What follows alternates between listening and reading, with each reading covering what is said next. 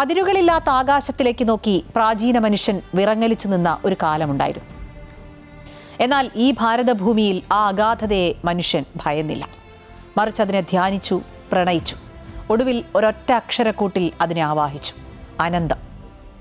പൂർണ്ണത്തിൽ നിന്ന് പൂർണ്ണത്തെ എടുത്തുമാറ്റിയാലും പൂർണ്ണം തന്നെ അവശേഷിക്കുന്നുവെന്ന് ഉപനിഷത്തുകൾ ഉച്ചസ്ഥരം ഘോഷിച്ചപ്പോൾ അവിടെ പിറവിയെടുക്കുകയായിരുന്നു ഗണിതത്തിലെ ഏറ്റവും വിപ്ലവകരമായ ചിന്ത. മൺസൂൺ മഴയുടെ തണുപ്പും വെറ്റിലയുടെയും തുളസിയുടെയും സുഗന്ധവും നിറഞ്ഞ കേരളത്തിലെ ഒരു ബ്രാഹ്മണ ഇല്ലത്ത് 1340 CE ആ ബാലൻ ജനിച്ചു.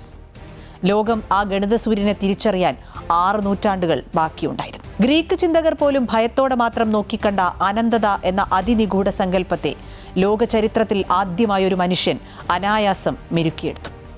ന്യൂട്ടണും ലെബ്നിറ്റ്സും ജനിക്കുന്നതിനും 2.5 നൂറ്റാണ്ടുകൾക്ക് മുമ്പ് നിബിഡമായ കേരളീയ ഗ്രാമാന്തരീക്ഷത്തിൽ വെച്ച് കാൽക്കുലസിന്റെ ആദിമ വിത്തുകൾ പാകിയ ആ യുഗപുരുഷനായിരുന്നു സംഗമഗ്രാമ മാധവൻ.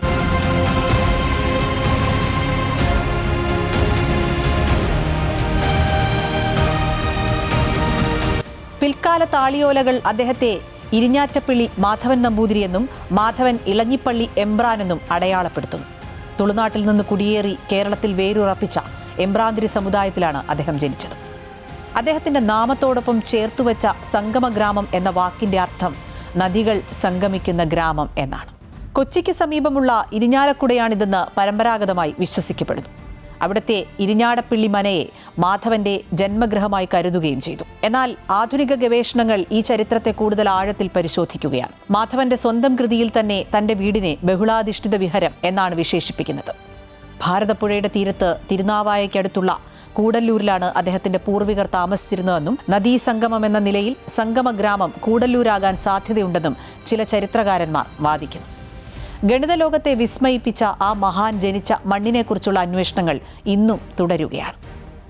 മാധവന്റെ ജീവിതത്തിലെ വിചിത്രമായൊരു വസ്തുതയുണ്ട്. അദ്ദേഹം സ്വന്തം കൈപ്പടയിൽ എഴുതിയതിൽ ഇന്ന് അവശേഷിക്കുന്നത് തുച്ഛമായ കൃതികൾ മാത്രമാണ്. ചന്ദ്രന്റെ ചലനങ്ങൾ കണക്കുകൂട്ടാനുള്ള വ്യോണോരോഹം, സ്ഫുടചന്ദ്രാപ്തി എന്നീ 2 പ്രായോഗിക ഗ്രന്ഥങ്ങൾ മാത്രമാണ് പൂർണ്ണരൂപത്തിൽ ഇന്ന് ലഭ്യമായിട്ടുള്ളത്. അനന്തശ്രേണികളെയും വൃത്തത്തിന്റെ വിസ്തീർണത്തെയും സൈൻ കോസൈൻ മൂല്യങ്ങളെയും കുറിച്ചുള്ള അദ്ദേഹത്തിന്റെ മാസ്റ്റർ പീസുകൾ കാലത്തിന്റെ കുത്തൊഴുക്കിൽ എവിടെയോ നഷ്ടമായി. നിരന്തരമായ ഈർപ്പവും പേമാരിയും താളിയോലകളെ വെറുതെ വിട്ടില്ല.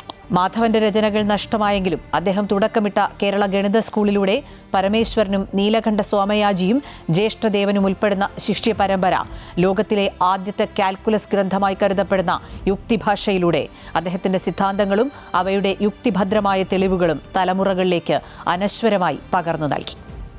1834 ചാൾസ് ഫിഷ് എന്ന ബ്രിട്ടീഷ് സിവിൽ ഉദ്യോഗസ്ഥൻ പ്രസിദ്ധീകരിച്ച പ്രബന്ധത്തിലൂടെയാണ് യൂറോപ്യൻ ഗണിതശാസ്ത്രജ്ഞർ ഈ കേരളീയ പ്രതിഭയെക്കുറിച്ച് ആദ്യമായി അറിയുന്നത്. സമവാക്യങ്ങളുടെയോ ആധുനിക ചിഹ്നങ്ങളുടെയോ പിൻബലമില്ലാതെ ഓർമ്മയുടെയും താളത്തിൻ്റെയും ചിട്ടയിലൂടെ മാത്രം ലോകത്തിലെ ഏറ്റവും വലിയ ശാസ്ത്ര സത്യങ്ങൾ കണ്ടെത്തിയ പ്രതിഭയായിരുന്നു സംഗമഗ്രാമ മാധവൻ.